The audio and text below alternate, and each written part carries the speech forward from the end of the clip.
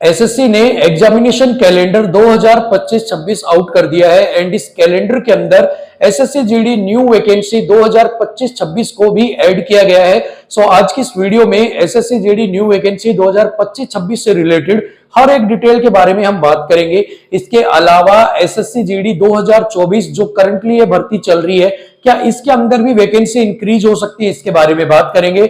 इसके अलावा SSC GD 2024 result कब आएगा, इसके बारे में भी हम डिस्कस करेंगे। सो काफी इंपॉर्टेंट वीडियो आपके लिए रहने वाली है, वीडियो को एंड तक आप जरूर देखिएगा। सो चलिए बिना किसी देरी के वीडियो को स्टार्ट करते हैं। दोस्तों, कल एक वीडियो बनाकर मैंने आपको इंफॉर्मेशन दी थी कि हमारे जो होम मिनिस्टर हैं उन्होंने राज्यसभा के अंदर लिखित में एक ब्यौरा दिया है कि एसएससी जीडी के 1,02,03 जो पद हैं वो वेकेंट है और इन पदों को बहुत जल्द भरा जाएगा। इसके साथ ही मैंने आपको इंफॉर्मेशन ये भी दी थी कि पहले एसएससी जीडी का जो पैटर्न था वो इरेगुलर चल रहा था, लेकिन अभी कुछ सालों से आप देखोगे कि बैक टू बैक जो वैकेंसीज है एसएससी जीडी की वो आ रही है। 2022 की वैकेंसी आई 22-23 वाली, ठीक है। उसके बाद 2023 एंड 24 वाली वैकेंसी आ गई। अभी 2023 एंड 24 की वैकेंसी खत्म भी नहीं हुई थी कि 2024 एंड 25 वाली जो वैकेंसी थी उसके फॉर्म भी भरे जा चुके हैं।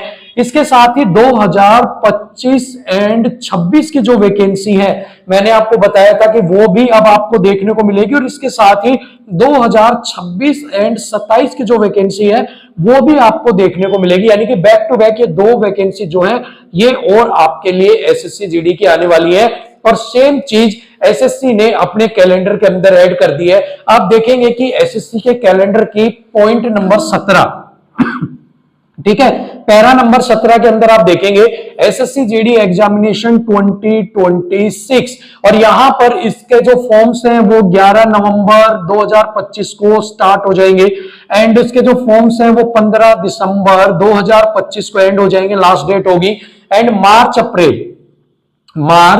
अप्रैल 2026 में ये जो भर्ती है इसका एग्जाम होगा, ठीक है। सो एसएससी ने अपने कैलेंडर में भी इस भर्ती को ऐड कर दिया है, यानी कि ये भर्ती तो कंफर्म हो गई है कि 2025-26 वाली जो भर्ती है वो आपकी 11 नवंबर 2025 को आने वाली है और 15 दिसंबर 2025 तक चलने वाली है। इसके अलावा जो अगली भर्ती होगी 2026-27 की वो भी आपको सितंबर 2026 के अंदर उसकी नोटिफिकेशन आपको देखने को मिल जाएगी। अब दूसरा बड़ा सवाल उठता है कि ये जो 1,23,000 पद है, क्या ये सभी के सभी पद जो आने वाली वैकेंसी होगी एसएससी जीडी 2025-26 की उसके अंदर इंक्लूड किए जाएंगे?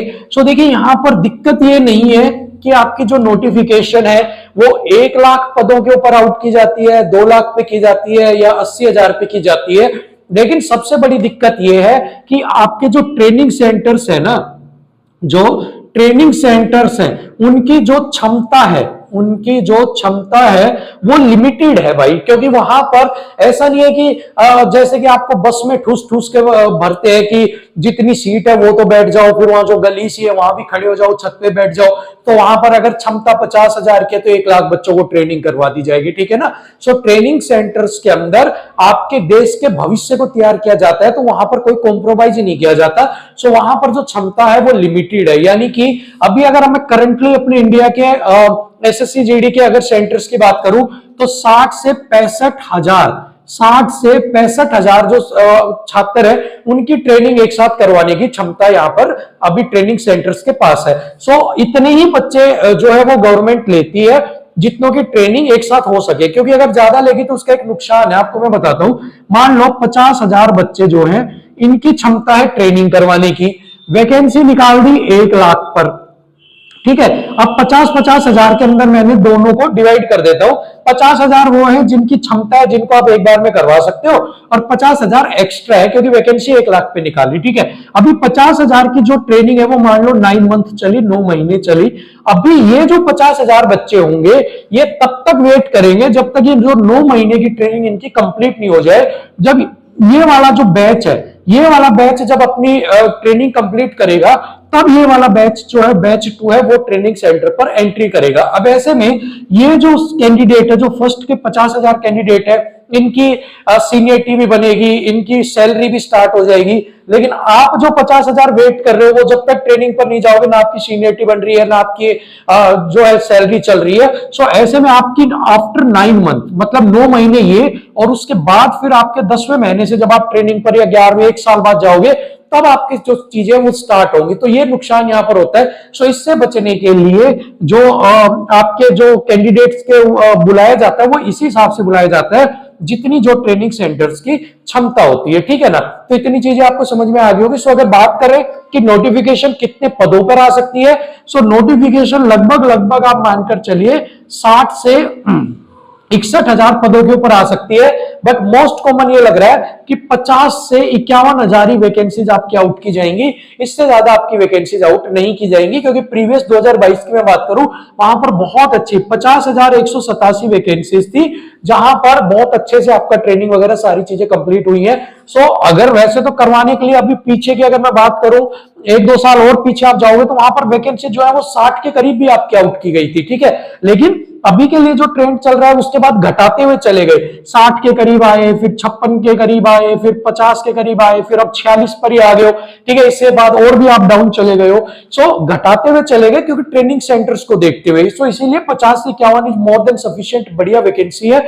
और इतनी वैकेंसी के ऊपर नोटिफिकेशन आपको देखने को मिलेगी। जब फॉर्म्स आउट किए जाएंगे, तो वो आपके 30-35 हजार के ऊपर आपके जो है फॉर्म्स आउट किए जाएंगे। और जब रिवाइज्ड वैकेंसी आएगी, उसके अंदर आपके जो पद है वो 50 से 51 हजार कर दिए जाएंगे, ठीक है। सो ये है 2025-26 से रिलेटेड सारी इंफॉर्मेशन। अगर बात करते हैं कि क्या इस बार, यानी कि 2024 जो वैकेंसी अभी चल रही है 46,617 वाली, क्या उसके जो पद है वो बढ़कर 50,000 किए जा सकते हैं? तो देखिए, पदों को बढ़ाना और घटाना किसके अंडर आता है? ये आता है एमएचए के अंदर। एमएचए जो है वो गाइडलाइन जारी करता है, और उसके बाद आपके जो पद है उनको घटाया जाता है या फिर बढ़ाया जाता है। अभी क्या होगा, अगर आपका फिजिकल चल रहा होता, मेडिकल चल रहा होता, रीमेडिकल चल रहा होता, तो यहां पर संभावना थी कि 3 से 4 हजार पद जो है वो आपके यहां पर बढ़ा दिए जाते। क्योंकि भाई जो है पद आपके पास 1,02,03 पद खाली पड़े, तो 3-4 हजार में, 5 हजार में कोई फर्क नहीं पड़ता। लेकिन अभी आपका मेडिकल है वो भी खत्म हो चुका है, फिजिकल भी खत्म हो चुका है, और रीमेडिकल भी खत्म हो चुका है। आपका डेटा जो है वो एसएससी के पास जा चुका है, डेटा की प्रोसेसिंग जो है वो चल रही है अभी, ठीक है। सो इस वजह से जो वैकेंसी बढ़ने के चांसेस है वो यहां पर बहुत ज्यादा कम हो जाते हैं, बहुत ज्यादा डाउन हो जाते हैं। क्योंकि जब सारा प्रोसेस कंप्लीट हो जाता है, उसके बाद वैकेंसीज इंक्रीज नहीं की जाती, क्योंकि उसके अंदर फिर बहुत सारी चीजें और भी चेंज करनी पड़ सकती हैं। सो इसी वजह से इस भर्ती के अंदर छेड़छाड़ नहीं की जाएगी। हाँ, अगर इनको वैकेंसी बढ़ानी है, तो आप एक चीज और देखिए, 2024-25 वाली जो वैकेंसी, जिसके फॉर्म अभी भरे गए थे और जिसका एग्जाम अभी अगले साल होने वाला है, तो वो उसके अंदर रिवाइज्ड वैकेंसी में पद बढ़ा देंगे। इसके अलावा 2025-26 की वैकेंसी आ रही है, वहां भी पद चाहिए। तुरंत उसके बाद 27 वाली वैकेंसी आ रही है, उसमें भी पद चाहिए। सो ऐसे में इस वैकेंसी में पद बढ़ाकर उनको क्या मिलेगा? जबकि ये जो भर्ती अभी बच रही है, जिसका एग्जाम अभी होना बाकी है, जिसका भी सारा प्रोसेस होना बाकी है, वहां पर वो रिवाइज्ड वैकेंसी करके वहां पर वो 34,000 35,000 से मान लो बढ़ाकर उसको वहां पर 40-50 हजार वैकेंसी कर देंगे, तो वहां उनको फायदा भी होगा, क्योंकि वहां पर फ्रेश तरीके से सारा काम होगा। तो वहां वैकेंसी बढ़ाएंगे, तो उसी के अकॉर्डिंग जो है सारी चीजें चलती जाएंगी। और यहां पर कंप्लीट हो चुका है। सो यहां पर 99.99% आपकी नो है, वैकेंसीज आपकी इंक्रीज नहीं की जाएंगी। बट अगर एक 0.1% एमएचए की बुद्धि अगर फिर जाती है, और अगर वो चाहती है कि कुछ तूफानी करते हैं, तो भैया आपकी वैकेंसी बढ़ सकती है। लेकिन लगता नहीं कि एमएचए जो है वो आपकी वैकेंसीज जो है वो कुछ तूफानी करेगा और आपकी वैकेंसीज को इंक्रीज करेगा। लेकिन अगर वैकेंसी बढ़ गई ना 3-4 हजार, जो कि ना के बराबर संभावना है, तो बहुत सारे बच्चों का सिलेक्शन हो जाएगा, जिनके नंबर 2.5-3 के आसपास है, उनका भी हो जाएगा, ठीक है। चलिए, सो वो तो भविष्य की बात है, क्योंकि अभी उसके कोई चांसेस नहीं है, तो उसके ऊपर बात करना बेकार है।